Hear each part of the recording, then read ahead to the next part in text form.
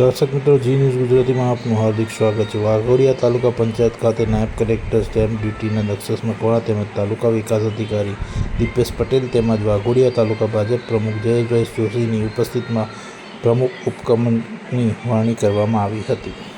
પ્રમુખ તરીકે જયાબેન રાકેશભાઈ વસાવા તેમજ ઉપપ્રમુખ તરીકે વિષ્ણુબા હરિદત્તસિંહ ચૌહાણની કરવામાં આવી હતી।